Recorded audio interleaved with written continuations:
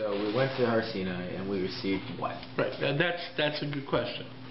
So we received. So the truth of the matter is, there's a machlokes in the Gemara of what exactly was said in Har Sinai.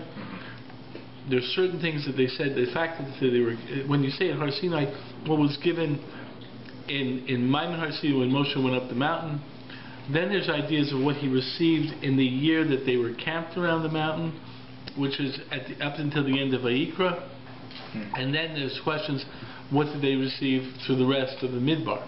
There's a machlokes in the Gemara whether everything was heard by Moshe Rabbeinu on Har Sinai for 40 days, or whether there was revelations throughout the Sinai desert which all come together to create Torah.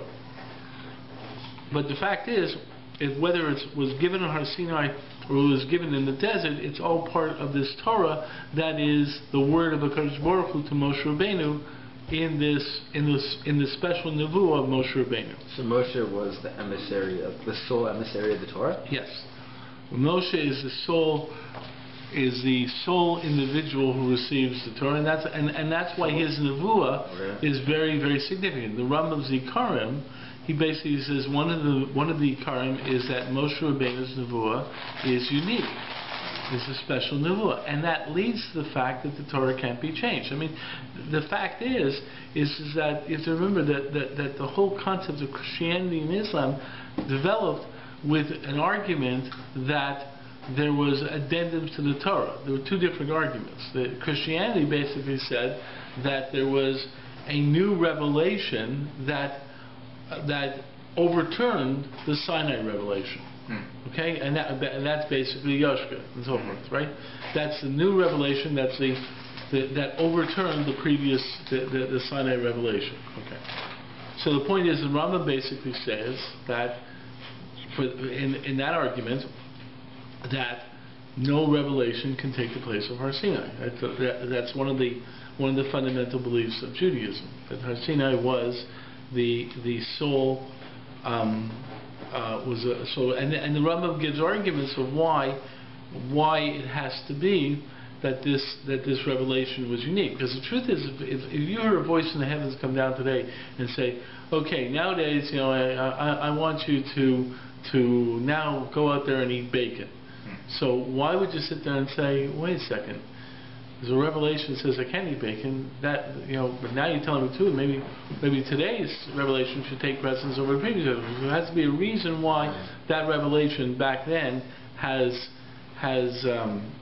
greater authority, and that comes down to what prophecy is, and what nevuah is, and so forth.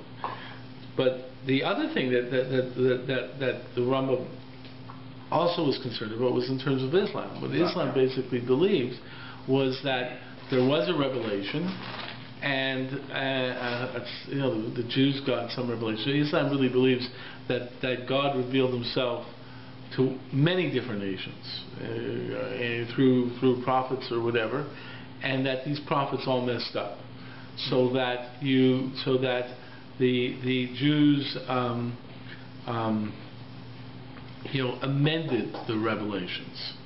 So they'll sit there and say that the document and the document of the Chumash, they'll sit there and say, yeah, it's true, Moses got something, but the Jews messed up, and that's why they got things wrong. So they sit there and say that Yitzchak was a more important son. Well, they made a mistake. It's really Shmuel who's more important, something like that. But and therefore in the Quran they correct the mistakes, quote unquote. But the point being is that's why the Rambam says it's very, very important to accept the fact that Torah does not change. That the Torah was always protected, and we always protected the true Masorah of the Torah. And he says that by Torah Sheba'al Peh also. That it's very, very important to recognize that Torah Sheba'al Peh wasn't messed up. We'll get to that tonight also. So the point is that there was a document given, which is Torah Shebechtav, but the predominant aspect of the revelation at Sinai was the Torah Sheba'al Peh. So how exactly did that happen? So Moshe went up to the mountain. He came back down with the luchos, which were Yeah, and then what's the So whole the idea of argument is, Hashem? did it happen during the time in the Midbar? Did it happen when they were camped well, out? Moshe wrote 7 Yeah, Sefer happened. Torah. When he wrote the Sefer Torahs, say he wrote 7 Sefer Torahs before he died. Okay, but the point is that he received some things in writing, okay, which he himself wrote. He wrote down certain things, Right. and he received some things Baal Peh. And then how did he give it over? Oh, so that's what we're going to look at. Okay. And how was there no break in chain? How can Well, that's what we're going to have to deal with. Right. That's some of the issues. The point is that he got something orally. Right. He got something in writing. He got something orally. And what proved that Yeah. it was divine? And what do you mean by proof? What proved that? Like, what was proof that Moshe, that Hashem gave the Torah to Moshe? What was the proof of that? Okay, so the fact is if you're talking about the people who were there, the people who were there had no doubt that it was happening because they themselves were part of what was happening. The fact is that the first two, according to the Gemara in Makos, the first two mitzvahs, Anoch Hashem Elokecha, Lo Yelecha, actually they heard a Kodesh Baruch Hu speak. Now, what they mean by Kodesh Baruch Hu speak, it means some voice that represented God. I mean, you know. Right. But the point is that the events at Har Sinai were such that there was no doubt that this was God. And it really comes from Kriyas Yam Suf. I mean, the point is that how do you know this was God? And that's a big question. So the point is that if you're proved only by miracles, then the problem is who says it wasn't a trick? Who says it's not some kind of magic? So the point is you see through the Makos. First the dove turns, he said, well, we can do that trick as well. So then the point is, at what point in time, so they got, by Kinim, you know, by the lights, it was like, we can't do these tricks anymore. But at what point in time does this absolutely show that it's God? Now the truth is, so that's a very interesting argument to people who say that wow. How do you know? It's amazing. How do you know it's God? You didn't get what he just said? What? I don't know yet.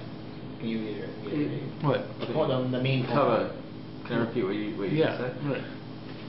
When Paro and Moshe were doing Kamakos, every single time they went to the Khartoumim, the magicians, to see whether or not that they can replicate it. And the whole point is it's amazing. Like, I never thought about this. That the whole idea that they were replicating was to show that basically there's no one who's possibly capable of replicating what happened at that time. Therefore, it must have been Hashem, because there's no one else who could have done it. Because the future is just that miraculous. That was one of the arguments. The point is that it's not. The point is that, and you know, it's how do you know that it's God? I mean, the fact is that it really is. If you look in terms of if you look in terms of Shmos, and you read the first parsha of Shmos, in Ve'era, what Hashem says, and He says this both vis-a-vis Klal Yisrael, and He says this both vis-a-vis Pharaoh. He says at the beginning, He says, I revealed myself as Kel Shakai to the Avos. Now I'm going to reveal myself as Yud Kei Vav Kei, Shem Hashem, right? Okay. You know, Yud Kei Vav Kei is Malam and Teva. It's Rachman, it's actually. Okay. So the fact is and everyone's going to know it's Yud Kei Vav Kei. And He says the Jews will know, and there's another pasuk that says the Pharaoh will know, that the Egyptians will know. And it's a very interesting thing. You know, I may have mentioned you guys beforehand.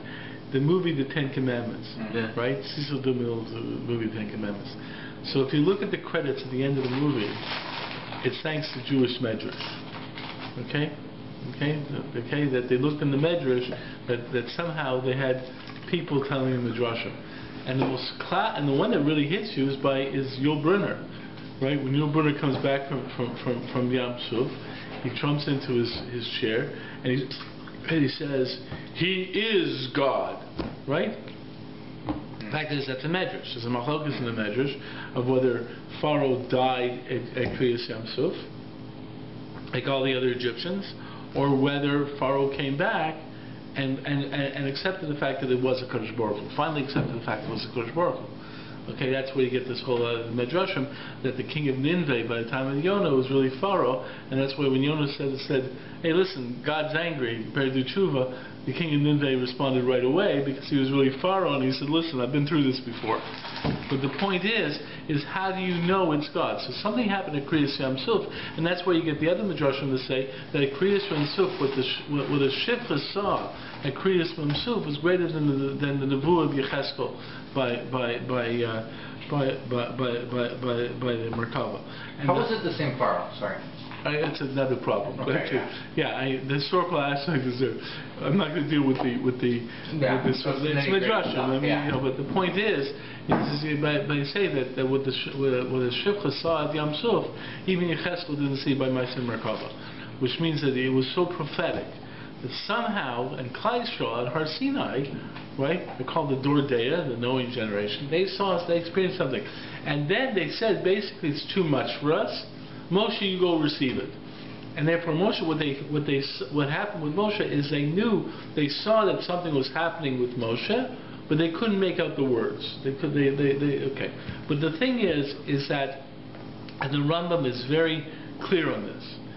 Okay, because the Rambam is very clear on this. And there's a public with mysticism though, like. Well, it's not mysticism. This he says is the Nevuah. Right. But the fact is that he points out. He said anyone who saw Sinai, you would not have doubt that HaKadosh Baruch Hu was Mitzvah through Moshe Rabbeinu. Now, one of the interesting things, this is Rav Yaakov Weinberg asks this question, and it's a big question. He says, so how do you have Korach? How can Korach, 2 years later, start questioning Moshe Rabbeinu? So you have people starting to answer the question, because the Rambam says that if you experienced Har Sinai, you would not doubt this Nevuah of Moshe Rabbeinu. Because the whole idea wasn't the whole idea of Korach, the arrogance of the fact that even though he knew, he still thought that he was also that he was mine. The fact is that there's different attempts to try and explain that Korach never challenged Moshe Rabbeinu's prophecy. So wasn't he said maybe you shouldn't. I mean, there's arguments maybe you shouldn't have taken, but it was leadership. It was. But the fact is, it's very, very powerful. He never denied Moshe Rabbeinu's Makabel Torah. Okay. And the point is if you would have experienced Har Sinai, you wouldn't have had any questions about this. Okay, so now the question comes out if you're in Har Sinai, and the truth is that it's a big issue with the whole story in the Chumash of how many times Bnei Yisrael questioned, had problems, stuff like that. You're being sustained by the man and by the be'er that's traveling around with you. You're totally surrounded by the Anani HaKavod. I mean, how do you start having questions? The point is it's a big issue, and that leads a lot of enforcement to try to really understand what was going through Bnei Yisrael. It's a much more complicated story than people just take it as, because they were living in a clear understanding of a HaKadosh Baruch Hu. Point is that something happened at Har Sinai, where there was no doubt that Moshe Rabbeinu received a revelation. They themselves heard the first two mitzvahs of the revelation. Then they sent Moshe to get the rest, and they had no doubt that Moshe got the rest because they had to experience. They saw something happening. And the question, what was that revelation? So there was a written aspect of the revelation, Torah Shebechtav, and there was an oral aspect of the revelation. So is Torah Shebechtav the Chumash? That's Chumash. But like the Chumash is a series of events. What exactly? Okay, so the point is that's where you get issues. So according to the Shita, that holds that the revelation continued throughout the desert. So the story, so the events were written after the events happened. So according to the Shita, it says the whole Torah was given at Har Sinai. So what they say is that the parts that were to come after Moshe died. No. The parts that's what I never understood. What?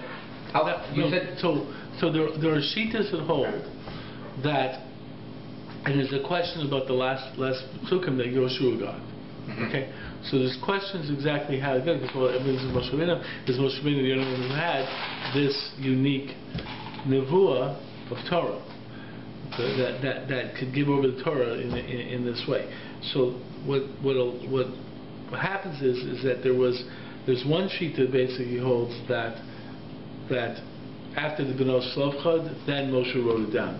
The B'nai Slavchad, the daughter Slavchad, right? After their whole story. So Moshe wrote it down then. So that Parshios were given throughout the desert. Okay? Still a little bit of an issue with Yehoshua.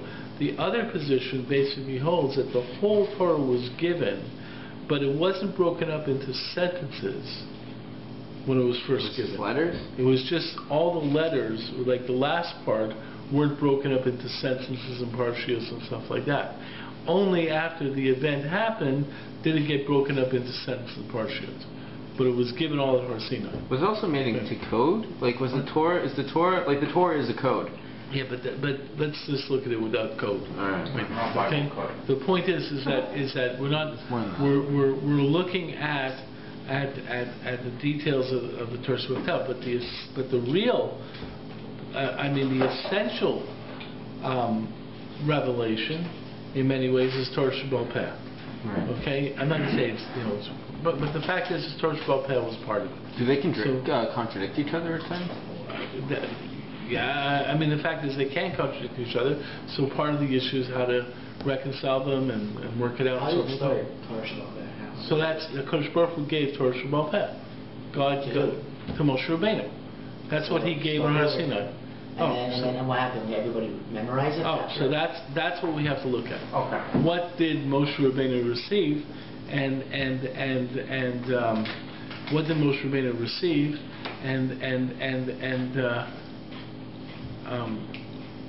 how was it received? So the Rambam opens up his Hakdama to say this rhyme with this. So if you look inside over here, it's da ki kol mitzvah shenatan HaKadosh Baruch Hu Moshe Rabbeinu olav the other side. Okay? Yeah. Shenatan HaKadosh Baruch Hu Moshe Rabbeinu olav sham nidna lo b'pirusha. All the mitzvahs that God gave Moshe, right, He gave with an explanation. Haya omer lo ha-mitzvah, He said over the mitzvah. V'acher kach omer lo perusha v'inyanam. Gave over its perush and its inyan, its essence, and so forth and so forth. Okay? We'll call mashu kol Sefer Torah, and this is all included in the Sefer Torah. Okay. So now he's going to explain how this happened. Eating Lumuda Yisrael HaKafisha Omer, and this is the way the Gemara explains how it was transmitted. Moshe went into his tent. Moshe came back down from Sinai. He went into his tent, and then Aaron came in. Moshe would say over the mitzvah to him, and the sunalo, he was give over this lesson one time. But in Muda Purusha, he give over the mitzvah and its explanation, so forth. His stalak Aaron, then Aaron would end, and Aaron would go to the side. The Yapsul Yamin, Moshe, and Aaron would go to the right of Moshe. Rabbeinu v'nichnasu achrav Elazar v'Itamar Rabbanim. And Elazar and Itamar came afterwards, right? The two sons. Okay. What? Elazar and Itamar. Yeah. The two sons of Aaron came afterwards. Okay, and what happened to none of the Nevi'im? This is talking about his own children. Who? Yeah. Why didn't it go to Aaron's children? Elazar and Itamar are Aaron's children. Why not Moshe's children? That's another question. Okay. These are all good questions. Why does it go to the Kohanim? Okay? Also, you notice Yeshua is not going to be mentioned here. The Rambam is quoting this case. It's not a simple case. There's a lot of issues on it, but he's trying to give over an idea. You'll see. And Moshe Amar the Moshe will repeat the lesson. Aaron's in the room. Now he's repeating it to Elazar and Itamar. Moshe Amar Aaron. Okay, then he said over what he said to Aaron. This is the way the lessons used to go. Bistalku. Okay, then he left. One went to the right and one went to the Yamin Aaron. One went to the left of Moshe and the other one went to the right of Aaron. Then the 70 Zakanim came in. Moshe taught them. Did the lesson again. And after that, all the people came. Anyone who wanted to learn. Then he said over the mitzvah again. Until everyone heard it from Moshe Rabbeinu once. So Aaron heard it 4 times. One of Gimel from Moshe, right? Elazar and Itamar heard it 3 times. Zakem Shnei Pamim. The Zakanim heard it 2 times. Yeshara Pam Echad, everyone heard one. Stalag Moshe, then Moshe left. Chazer Aaron, Lefarish HaMitzvah. Then Aaron used to give over the lesson. He has Shalama Shishami Pi Moshe. So, okay, Dalapami, that he heard 4 times to Moshe Rabbeinu. To Moshe Rabbeinu, calling him saying, Stalak Aaron. Then, okay, and then Aaron will leave. And then what happens is Elazar Tamar heard her 4 times, once from Moshe Rabbeinu, once from Aaron. 3 times from Moshe Rabbeinu and once from Aaron. Okay. No, each time he gave it. I just spaced out. So it's each time. So what happens is everyone heard it 4 times. Right. So there's going to be Aaron came in, and then his sons came in, and then Aaron gave over his sons. No, what happened is Moshe gave it over to Aaron. Right. Then Moshe gave it over to Aaron and Elazar and Itamar. Then Moshe gave it over to Aaron, Elazar, Itamar, and Zakanim. Then Moshe gave it over to Aaron, Elazar and Itamar, the Zakanim, and the rest of the nation. Then Moshe left, and Aaron gave it over to Elazar, Itamar, the Zakanim, and the nation. He left. Then Elazar and Itamar, is going to say this, okay, set it over so to the Zakanim and the Hamonam, okay, and then the Zakanim would set it over to the Hamonam. So he says, "He will be Moshe, definitely Paran," because they heard it 4 times also. So it just grew and people left. Right. Okay, but Chozrim Elazar B'Itamar, then Elazar and Itamar, Acharish Stalka, they left. Aaron, okay, Lamed Mitzvah. After Aaron left. So Elazar and Itamar then repeated. Then So Nimsu Shimon Zakanim Shomim Mitzvah Arba Pamim. So it seems that Shimon Zakanim heard it 4 times, right? Twice from Moshe Rabbeinu, 1 from Aaron, and 1 from Elazar and Itamar. Okay, and then Chosrim Zakanim Gamhem, and then they left. Came the Horos of Mitzvahs Lamon, and therefore they taught to the. They taught to the Monam, Pam Echad, they taught 1 time. Tim said, Kol HaKal, Shomim Mitzvah, He Arba Panim. So it seems that all Klal Yisrael heard it 4 times. Pam Echad Mipi Moshe, Pam Mipi Aaron, Shlishus Mipi Banav, Revius Mipi Yisrael. Okay. Now, there are going to be issues and details and stuff like that, and then you wonder where's Yoshua, and it's a problem, because, Moshe Kibel Torah, Sinai, Masar Yeshua, so pick it up. Didn't Aaron have other sons? Yeah, Nadav and Ehud, his oldest sons. They weren't around. Well, the question is they're talking after he died. So the point is when exactly this occurred, Nadav and Ehud died. So the assumption is that this happened after he died. But there's how did this get him give it over? I mean, the fact is, he's just trying to say that there was an oral communication. Right. Okay. Now. So how was there machlokas? Okay. Now let's go into this. Then all the nation got together and learned. Okay, and what they heard from Moshe. The Kosim and Mitzvahid Megillah. And they wrote down their own private notes. You could write down your own private notes of Torah Shabbat that. Bishoto Hasarim al Kol Yisrael Lilmod Hagas Hashiadu Begirsas Mitzvah, and people, the Sarim, got everyone to learn till they knew the Girs of the Mitzvah, Begila Kosa, and got involved in being able to say it over. Ba'akakach Perush Mitzvah, and then. And he's basically saying the mitzvah, mostly he's saying was written by Megillah. He's talking about the Torah Shebechtav, not the way I thought first. And people would learn the Torah Shebechtav, to understand it. And then they also learned Perush Mitzvah and the Sunnah Beis Hashem, and the Perush and Mitzvah that was given from Hashem. Now, what does this mean? Okay. They were learning Megillah? No, the Megillah is the way they wrote it down. The scroll. Okay. So they had Torah Shebechtav, and they had Torah Shebal Peh. Okay. What was the Torah Shabbat? So what was the Bechtav? Was it the starts of the Mishnah? So they gathered. No. They're talking about a Chumash.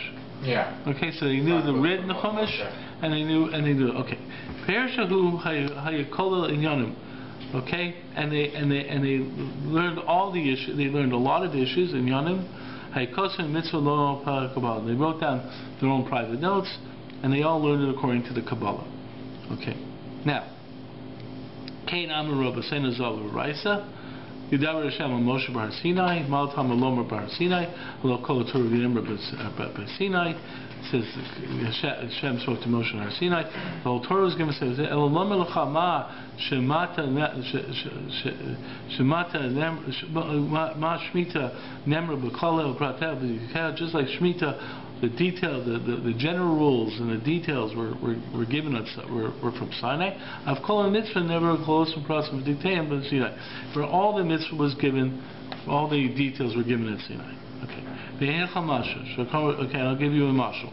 So the Rambam is going to say now. Now the truth of the matter is I'm setting you up for a big problem.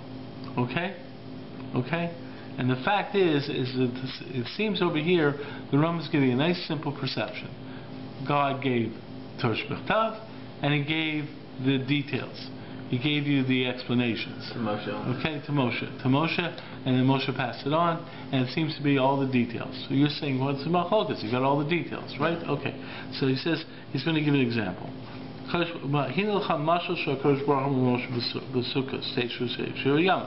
an example. Kosh Baruch said to Moshe, in Sukkot you'll sit 7 days. Okay? Okay. After this, Hodia, Kosh Baruch told Moshe, Sukkah zod chova alas charim below the kefos. Tells you the obligation is only on men, not on women. Sheina cholim chayiv ba. Sick people aren't chayiv in it. Below chochi derech. People who go on a trip aren't chayiv on it. Shlo yehem sukkah ela semach haaretz. And sukkah should be the roof of the sukkah should only be from vegetation. Below yisrichenu b'tzemer, you can't cover it with wool. Below memeshi, silk. Below b'kalim and not with kalim. Afilo miyasher tismach haaretz, even which comes out of the land.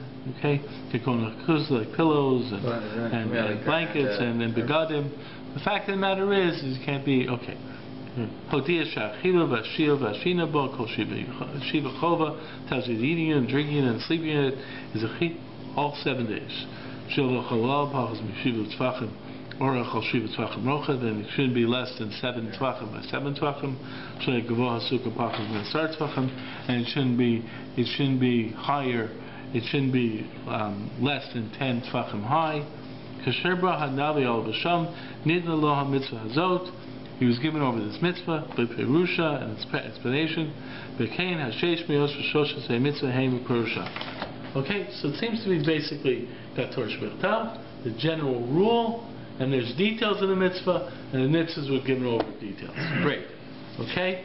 By mitzvah Bechtav, and the actual just opening statement is the mitzvah Bechtav, the Sukkot Teishu Sibir Yamim, Beperush Al Peh. And the explanation is all Torah Shebal Peh. Okay. Okay. V'hi barbayim shana ba'astei aser chodesh Rosh Chodesh he kills Am, and in the last year of Moshe's life, in Rosh Chodesh Shvat, he got into the nation. The Mummer he gives Mamosi. This is Sefer Dvarim. He says to them, and at this way, Misha Shama Halacha Shacha. Anyone heard of Halacha and forgot it? Yavo Yushaleni. Let's go. Come up and ask me. Be'verotan. I'll explain it to you. Kol Misha Stapik Alav Shela Yavo. And anyone's got a question should come ask me. So every single person. He basically said, "Hey, listen. Now's your chance to check things out." So it says over there, Moshe further explained the Torah. Why did it have to be Balpeh then? Okay, now we're going to get interesting. Okay, and the Chachamim say, anyone forgot something, came out and learned. Anyone needs explanation, okay, explains it. Okay. Yaakov Mipiv Borah Halachos Lamda Perushagol Zman Shahu Rosh Chodesh Shvat Ad Shiva Ad Adar, and from Rosh Chodesh Shvat until the 7th of Adar they reviewed everything and so forth, and this was before the Moshe died. Shisha Yolifei Moso, because Moshe died on the 7th of Adar. Heichel Lichtov the Torah was from, and then he wrote down the Sforim and the question is, how did Moshe write 7 Sefer Torah on the day of his death? There's a whole question like that, but he wrote down the Sforim because he gave the Sefer Torah. He wrote 13 Sefer Torah. Golem Kulam Mebeit Bereishis on the Nekol Yisrael, from Beit of Bereishis to the last letter of Lamed Nekol Yisrael. None Sefer Chol Shevet, the Shevet gave everyone to eat Shevet. The Echad Kosov, follows Sefer Yagim on the 13th one, Nidnu Levium, V'Omer Lahem, Kuchet Sefer Torah Zet, and that one was put in the Aron. Sorry, he wrote 7. He wrote 13 Sefer Torah and gave every Shevet their own Sefer Torah. So where does it come from 7? What did I say? 7? You said 7 at some point. Oh, 7 was he died on the 7th of Adar. Nothing on 7. I'm sorry if I said so. Okay.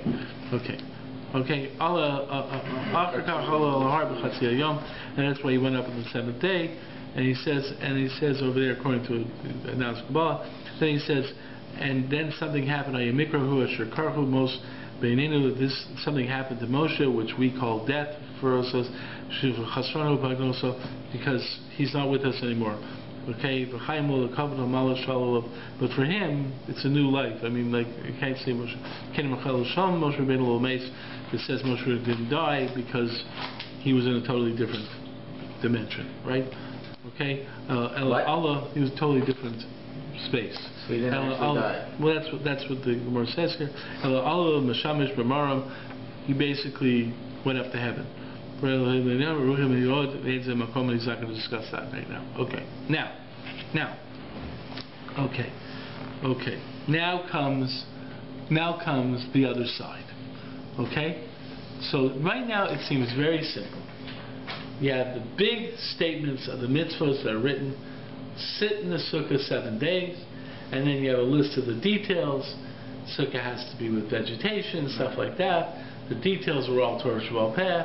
And the things are, and the big statement was stated in the Chumash. Okay. Now it's going to become a little bit interesting. It's the Rambam. It's just going to make a statement. Okay. And that statement, okay, is going to be his next statement is going to open up a whole can of worms. Okay.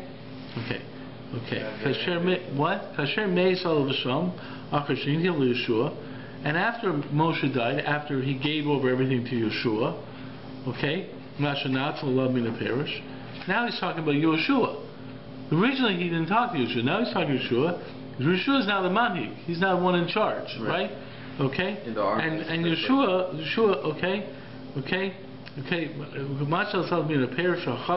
he's born of Yeshua. Now Yeshua started working on this stuff and started thinking about it. Vanshei Dora, okay. Okay, now comes the interesting thing. Kol mashu kaba Moshe hu or echad min zakenim. Anything that Moshe got, that Yeshua got from Moshe directly, or one of the zakenim got, ainli l'daber alav. There's no point in talking about it. Lo nafla ba machlokas. Anything that was absolutely clear cut from Moshe Rabbeinu, okay, there was never a machlokas. Or from the Zakanim. Or what the Zakanim heard from Moshe Rabbeinu. There's never a machlokas. Okay? Now, if you think through Gemara, how many machlokas do you have? Right? Millions. Okay. So let's open with the first Mishnah. Me'emasai korin is the Shema ba'arbis. When do you read the Shema ba'arbis? It's machlokas. So what does that say? It says that Moshe Rabbeinu did not talk about it. In other words, Moshe Rabbeinu didn't say what time to say Shema at Mark. Because if he would have said it, then everyone would have been machlokas. So, all the details that Moshe gave, what were they? Okay, the point of the matter is those things, and Rambam is referring to halacha, what he would call halacha Moshe Messinai, there's never a machlokas. But the very fact is from our knowledge of the fact that there was machlokas about numerous issues, and numerous statements that you would think that would be necessary in terms of details, like when do you start saying Shema, then you're basically saying that Moshe Rabbeinu gave over only a few details. And a lot of stuff he didn't go over the details for. So what did he give over? Okay? What were they practicing back then? What were they practicing? What did they give over?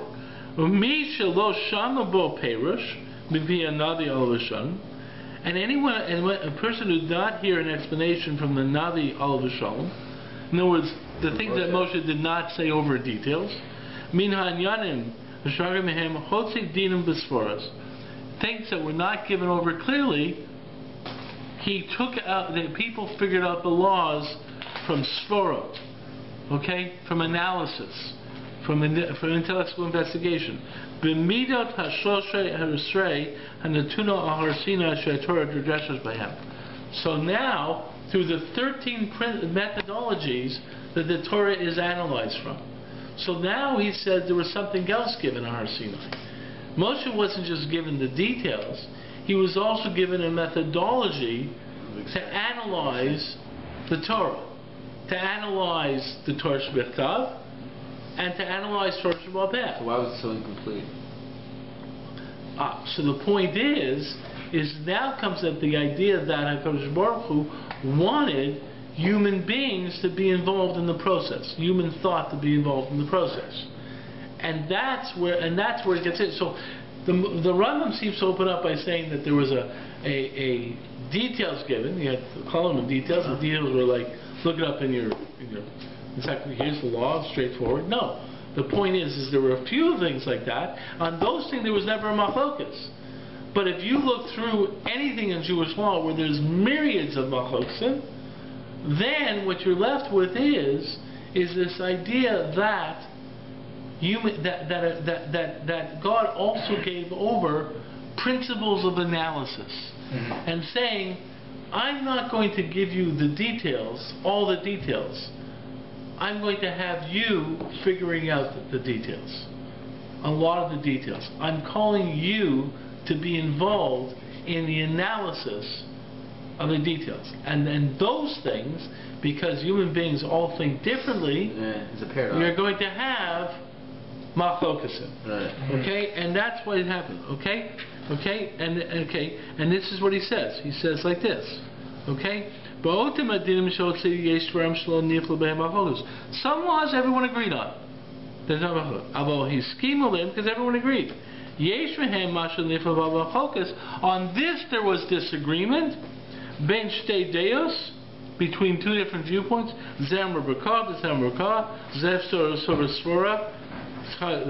Okay, one had its own arguments and stood by it. Okay, yes, and it says basically that this is where you have machlokas. So why did they write it down? Why was it given orally? Why? Okay. And whenever there's machlokas, we follow the rove for the final conclusion, because the fact is, that the key is the analysis, not to write things down. The key is the analysis. In other words, what happens here is once things stay oral, it becomes open to further investigation. Right. It's always part of the thought process. So now what the Rambam is really introducing to us is that Torah Sheba'al Peh consists of two parts. Wow. One is what you call Halacha Moshe Sinai, which are details of the law, okay, that God gave over. And on those details there's never a machlokas. So there's no one who says that tefillin is not little black boxes. There's no one who says that tzitzis is not a four corner. Those things, there's never a disagreement. Okay? Exactly. How you knit it, there's a disagreement. Because the fact is that those details, in terms of the total legal system, are few and far between. So why are we beholden to? So what is the Shulchan Aruch like? That's a separate question. Before you get to how we have halacha today, you first have to understand the idea of Torah Sheba'al Peh. Then you have to understand that there were certain points in time where there were certain conclusions reached, and then any further development was pursuant to those conclusions. Like, for example, we are now bound to the decisions of Beis Hillel, right? Back then they had Machlokas Beis Hillel and Beis Shammai. Now the halacha has to follow Beis Hillel, right? Why is it that the halacha comes narrowed down to Beis Hillel? Okay, that's a separate question. But the first thing you have to understand is that Torah Sheba'al Peh, that there were details given, and those details halacha Moshe Sinai, and there was no machlokas in that. So any law you see that is across the board everyone agrees with, that's a Torah Sheba'al Peh law. Say, okay, halacha Moshe Sinai. It could be halacha Moshe Sinai, but if you look at Torah Sheba'al Peh in all its vastness, with all its machlokasim, all its disagreements, okay, then you basically see that basically what God gave over was an analytical system. The 13 principles of that the Torah addresses by then, and how to analyze the Torah Shebechtav, to make drushes in it, how to think through Torah Shebal Peh. So, for example, the idea of a Kal V'chomer. So, Kodesh Baruch Hu says, here's a bunch of laws, okay? And by the way, there's a concept of Kal V'chomer. And Kal V'chomer means you do this, and these are rules of Kal V'chomer. This is when a Kal V'chomer applies, and so over and so forth. And now you go figure out how to apply this in the corpus of thought known as Torah. And the result will be disagreement. And here you have that as part of our understanding of Revelation is the human factor. That's something Christianity could not fathom, but it's fundamental to our understanding. Now, which is a paradox, sort of. Because the fact is, it's a revelation that demands human involvement. Now, okay, so what we're going to do next time is I'm going to bring you the introduction to the Igros Moshe. Okay? Igros Moshe was written by Moshe Feinstein, who until his passing in 1986 was basically considered the Posek Hador. Right? And now, even nowadays, you hear people constantly referring to Ramoshe. We don't have Posek Hador. What? We don't have Posek Hador. Not like Ramoshe. But we don't have a Posek Hador. No, the fact of the matter is that I was a rabbi in Kingston, New York, which is 100 miles north of New York City, in 1986. And I remember being told, I was following another rabbi. Kingston's is the outskirts of the Catskills. I had to speak to another rabbi in the Catskills. I remember phoning him and saying to him, I finally got through to him, and he said, I just came back from the Levaya. And already when he said from the Levaya, I already said, what happened? Because the way he just said, I just came back from the Levaya. So what happened? He said, you didn't hear? Moshe was nifter. And immediately, hit me. And I that night, I watched the news, because Kingston used to get the New York TV channels. So I watched the news. And I remember they had Moshe was buried in Israel, I believe, but the fact that they had a Levaya, and they made it local news? They made local news, a New York 11 o'clock news. Okay, of course. You had a Levaya, it had 100,000 people. What do you think? What? Of course. That's it. I mean, every Jew. I mean, this rabbi drove in from the Catskills. If I would have known of the Levaya, I might have drove in. Moshe's Levaya? I mean, okay. So the point is I remember on the news, and they went around asking people who were there, like who was the rabbi and so forth and so forth. There was one guy, he said, take a good look around over here. Okay, you're going to see individuals wearing kippot rugas. He says, you're going to see individuals wearing crochet kippot, and you're going to see Hasidim here. Okay? He says, take a look at this site, because you ain't going to see it again. You ain't going to see this again. Moshe's Levaya had across the spectrum of Judaism. The truth of the matter is, someone pointed out to me that it was seen again at the Levaya of Shlomo Zalman Auerbach in Yerushalayim. He also attracted across the spectrum, but that was Eretz Yisrael. The Mir Rosh I just know that Shlomo Zalman also, as a person pointed out to me, that Shlomo Zalman also, I said, yeah, that was Eretz Yisrael, and America ain't going to happen again. Right. The point is, though, is that that's where Moshe was, and the point is in this Hakdama to Igros Moshe, he makes an interesting statement, because the question is your question: why did God do it this way? Okay. Why do we have to follow it? What? What? Or who do we have to follow? Like, okay, that's another question. You're asking how we get to. But why did God do it this way? Okay, and Ramosha in his Hagdam Igros Moshe deals with that question, that this was God's intent. Right. Okay, it's a very different understanding of Revelation, but the Revelation demands human involvement. There were pratim that there's no machogas hagad. Kosh Baruch Hu said to Moshe Rabbeinu, Okay, sukkah is got like lulav and esrog. There's no machlokas lulav and esrog. An esrog is a citron. There's no machlokas in that because that's halacha Moshe B'Sinai. This is what a pre-Eitz Hadar is. No machlokas. We didn't figure out from Sora. But in anything there was Sora about, okay, that's what's machlokas. That's where you have a disagreement. So next week I'm going to bring the Igros Moshe, and we'll see what reasons he gives, or the way he understands what HaKadosh Baruch Hu was doing. Okay? He wanted to bring the human being involved.